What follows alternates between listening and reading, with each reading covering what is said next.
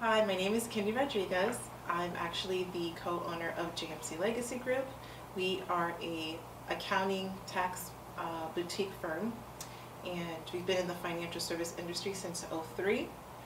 What I wanted to talk about today is actually credit score and the importance of having a high credit score and a good credit rating, especially in the home buying process.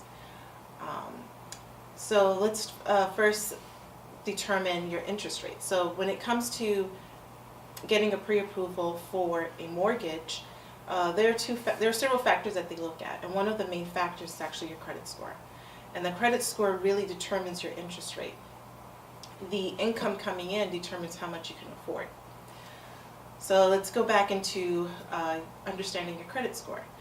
The FICO score, there are 5 factors when it comes to your factor score. The main one is 35% goes into your payment history. So 35% of your credit score is making your payments on time.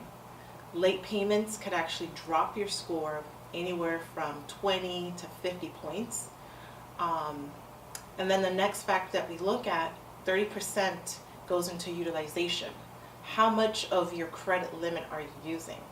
Let's say, for instance, if you have a $1,000 credit limit, best credit utilization would be 10%. 0 to 10% is excellent credit utilization.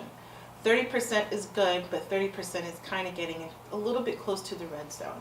Don't want to go over 30% of your utilization. So if your credit limit is $1,000, you don't want to use no more than $300. Best to keep it under, I would say, $100 in there, just to show that you are actually using your credit and managing your money well. The next factor that goes into your credit, 15%, is your history. How long you've had your certain accounts. You have your revolving, you have your installment. Your revolving line of credit are your credit cards, store cards, charge cards. The reason why it's called revolving is you have a limit, you use it, you pay it off. The next month you still have that same limit.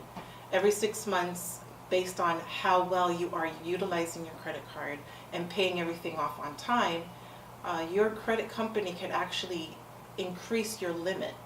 That is a good thing, okay? That's a good thing. Increasing credit limit means that it's going to boost up your scores.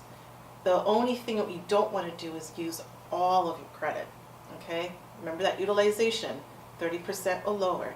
10% is best, especially in the home buying process. 10% goes into your mix. So we talked about revolving, which is a charge card or a store card. Now we have your installment. Your installments are like your auto loans, your student loans, any personal loans. Your home mortgage is going to be an installment line of credit. The reason why lenders like to see all of this is how well you manage your money. Okay, for one, you don't want to miss any payments. You don't want to overextend yourself, and how well you can handle all these different types of credit. And then the last 10% of your score is new credit.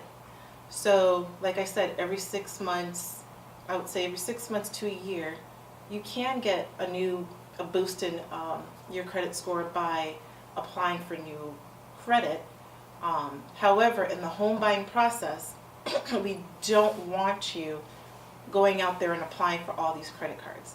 And the reason why, it goes back into your credit history. Let's say, for instance, you've had a credit card for about 3 years. 6 months down the line, you decide to get another credit card. Now, that 3-year history actually decreases by 6 months, so it's 2 years and 6 months now because you just applied for a new credit card. We don't want that. We want to extend your length of history because, again, the longer you've had your accounts, you don't want to close accounts and you don't want to apply for new credit, especially in the home buying process. So the longer you had your accounts, the better your score would be. Okay, it's like fine wine. It ages well with time. Okay. Another thing to consider is knowing where to get your free credit score. And freeannualcreditreport.com actually offers You could actually get your credit scores and your credit report directly from the credit bureau for free once a year. There are other sites too that you could use as a monitoring system, but we don't want you to focus so much on the actual scores, like Credit Karma. Credit Karma is a marketing tool used to advertise, and the way they make their money is they advertise, oh, you could get a pre-approval for this loan or for this credit card. I know it's tempting, but in the home buying process, do not apply for new credit, because again, it goes into your utilization and also falls into your new credit mix. It shortens your length of credit history each time you apply for a new card. Credit Karma is a good monitoring system because it alerts you if there's any collection accounts. It alerts you if there's any major changes throughout your credit file. Okay. Another thing with Credit Karma is those scores that you see are Vantage scores. They're not the scores that a lender would actually use. Lenders actually look at a FICO score. Best place to go for that would be FICO.com. There is a fee for that, but again, if you are serious about buying a home, you would actually pay that small fee to actually get close to that number that you need to get a better interest rate. So let's talk about interest rate and let's talk about credit scores. If someone with a 550 credit score decides to go and apply for a home, and 550 means that they have several late payments, high utilization, maybe a few collection accounts, and they're trying to improve their score, they're going to get a higher interest rate. And the reason why is because the lender's going to see you as more of a risk than someone who has a 700 credit score. Someone that has a 700 credit score means they probably never missed a payment, 100% on-time payment. They manage their money well, meaning they're not overextending themselves. Their utilization is probably 20%. They pay everything on time every month. They're not going out and applying for all sorts of credit every week or every month. They don't fall for the marketing tactic that Credit Karma uses. And they'll probably get a better interest rate because why? The lenders know, well, that person manages their money well. They're going to pay on time. They're not overextending themselves. So let's give that person a better interest rate. Okay. The lending business. Okay. The reason why you're probably wondering, like, well, why are they charging me a higher interest rate in regards to a person that has a higher credit score and they get a lower interest rate? Number one, the lending industry is a business. Yes, they see you as a risk, but they also see that you are making an attempt to better yourself.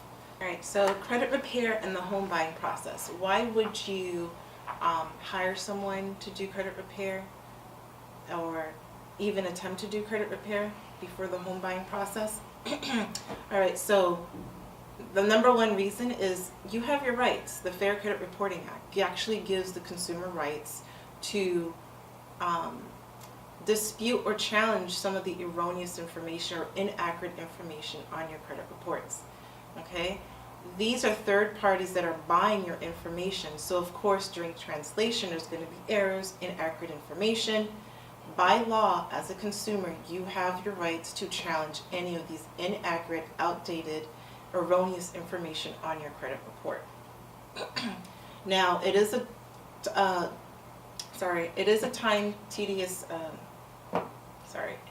tedious process for the credit repair program, and the reason why is every 30 days the credit bureaus have 30 days to investigate any of the inaccurate or any of the erroneous information that you are claiming to be on the credit report.